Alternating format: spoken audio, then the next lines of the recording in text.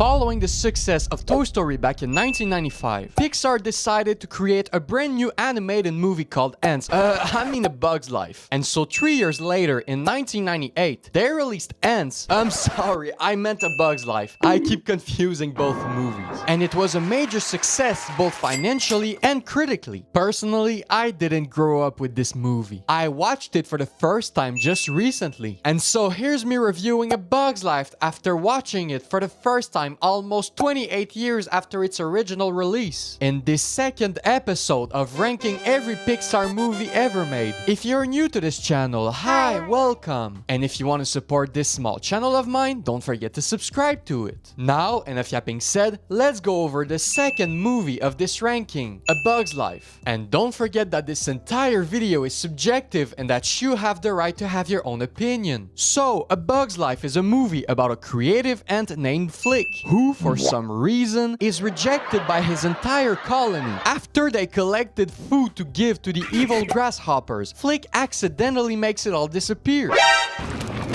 Goodbye, my lover. So, when the evil grasshoppers came to collect their offerings, they saw that there was no food waiting for them and decided to come inside the ants' nest just to scare them a little. For some reason, they blame everything on their upcoming new queen. What did I do? And give them the rest of the season to collect double the amount of food they were supposed to receive. And so, when they left, who do you think the ants blamed for all of this? Flick, of course. So he was punished. They sentenced him to go out searching for warriors to fight the grasshoppers when they'll be coming back. And Flick is somehow happy about that? Just to clarify, for them, it's like sentencing him to death. No one is expecting him to survive in the outside world. They just wanted to get rid of poor Flick. And so, as everyone was excited to see him go, Flick starts his adventure of searching for warriors in the outside world. Well, at least he tries to. During this time, in an uncertain location, we get introduced to a circus troupe composed of many different types of bugs with various special abilities. They are trying to entertain flies, but their show didn't end as well as planned. Back to Flick, he discovers a city full of bugs with many special bugs, let's say. Tough bugs. At a bar, Flick watches the circus troupe fight off a bunch of troublemaking flies that were harassing Frances the ladybug. Get up and fight like a girl! Baba Booey. When he saw what they were capable of, he asked them to follow him to his colony to help them fight off the grasshoppers when they'll be coming back. But the thing is, both sides had a little miscommunication and didn't really realize what kind of adventure they all accepted to take part in. And so, back at the colony, Flick returns just as if Jesus had been resurrected. He presents his new friends to his people. Well, I don't know if I should say friends because they literally met like 5 minutes ago. But they all act as if they are, so I'll consider them to be friends at this point. The circus troupe, believed by the ants to be warriors, are welcomed in the most divine way possible, as if they are some kind of gods. But then, when realizing that they didn't sign up to kill grasshoppers, as the ants hoped they would do, they left the colony and were attacked by the most dangerous creature of all time, a bird. After somehow fighting it off, they changed their mind and entered their dark Sasuke phase. Flick came up with a plan to build a fake bird to scare the boss of the grasshoppers off, Hopper. Yeah, they didn't search too deep for his name, LMAO. And so, after building the fake bird, the owner of the circus that was abandoned by the troupe previously entered the colony's territory in search of his fellas. And guess what? He found them, which revealed to everyone that they were only a bunch of clowns from the start. And so, they decided to scratch their original plan and to instead start collecting as much food as possible to give to the grasshoppers. They also sent Flick and the troop away, just as if they were banished. And so, when the grasshoppers arrived, they took over the colony and ordered them to go look out for more food. But then, the youngest daughter of the queen heard Hopper say that he would game end the queen after everyone's hard work. So, she went looking for Flick and the circus troupe to ask them to come back and help them fight off the grasshoppers, which they agreed to do. So, what was their plan, would you ask? Well, isn't it obvious? They gave the grasshoppers a show. Baba, all gone! Baby, Because why not entertain them while they Terrorize a bunch of ants? Anyways, during that time, Flick and a couple of kid ants took control of the fake bird and scared off most of the grasshoppers until it starts to burn, and Hopper, seeing that, becomes Sergeant Dokes. He then tries to kill Flick, but instead gets eaten by a real bird.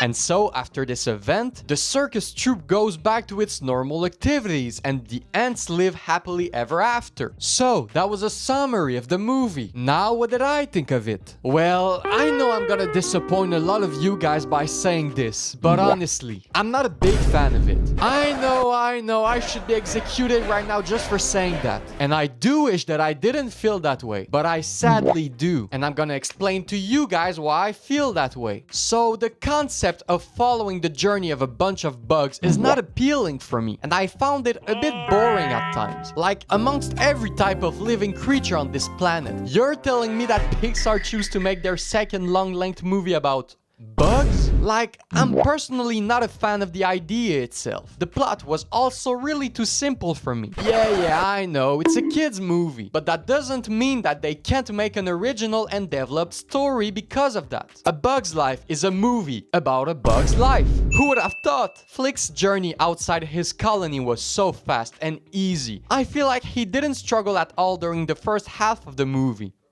Unless you consider kissing a rock struggling, and the villain didn't feel menacing enough. I know, Hopper is considered to be an underrated villain by many fans online, but I unfortunately don't agree. The grasshoppers didn't impact the journey of our main protagonists as much as they could have. In my opinion, they only came to scare them, and then went away for a while without adding obstacles to the journey of the protagonists. They're, like, physically menacing, but that's all. In general, I feel like this movie didn't take risks and just told a pretty simple story, lacking impactful moments. Its overall message is fine though. Just like in every kid's movie ever made, lol. And the characters of this movie? Well, I feel like most of them were poorly used. The only characters that had a solid impact and growth in the story for me were Flick and Dot. And I don't even think they were greatly done either. Like, during the entire runtime of the movie, Flick has a goal, and the only thing he does in this movie is achieve this goal. But his character itself is a bit empty. He's not a character worthy of making a deep dive into his character development, because he doesn't really have any. He just accomplishes stuff. I know that he started off as being rejected by his colony to being beloved at the end because he stood up for them. But I find this plotline unbelievable, honestly. I don't think it makes sense to reject someone with great ideas like him at first, just because he acts funny sometimes. I feel like this colony was blind towards progress, and I know that this movie criticizes how innovations are often rejected before being accepted. But in this context, in this movie, I think it didn't make enough sense and was just goofy. And again, I know it's a movie made for children, but I stand on what I said. And there's Dot, which had a growth with her character, starting as an ant trying to fly and admiring Flick, to being able to fly and leading the other kids' ants into helping Flick inside the fake bird. But I feel like all of that just happened too suddenly, with no real development to support this evolution with her character. And the rest of the characters, well, they all had only one purpose each, with most of them being comedic reliefs, which I would say is the case for every member of the circus troupe. They were all just an image, lacking something deeper inside of them, if you understand what I'm trying to say. And Ada served no purpose, honestly. She was just there to be there, and Hopper was just over farming all the time and didn't leave his mark at all. Are you saying I'm stupid?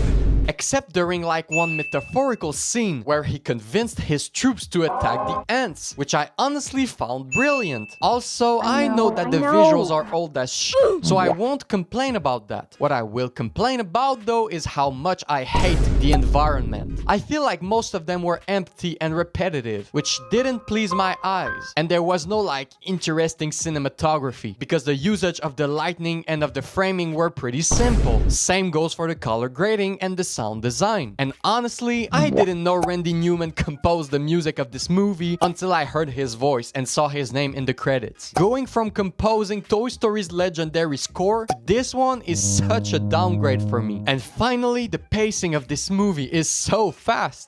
It's like the premise of what TikTok's brain rot now does to us. It's just an accumulation of cheap and fast cut jokes that honestly made the movie so confusing for me. It's not by throwing a massive amount of jokes into your movie that you'll make it somehow funny. It's by placing jokes that will work at the right time with a great execution, which I think is what this movie missed when it comes to its humor. I probably laughed like 2 or 3 times out of 200 jokes, to be honest. And so overall, I'm not a big fan of this movie. It's not horrible, but I found it cheap and simple. I know Pixar is capable of doing much better, and I know that a lot of you guys enjoyed this movie, and that's okay. I'm just a guy who frequently has unpopular opinions. So, I'll put this movie in D tier. And with all that said, that concludes this second episode of ranking every Pixar movie. Next time, we'll go over Toy Story 2, which I'm pretty excited for. If you don't want to miss out on this next episode, don't forget to subscribe to this channel and hit the bell button to get notifications whenever I upload. If you enjoyed or hated this video, make sure to leave a like or dislike. I send you guys all my love and hope to see you in the next one. See y'all!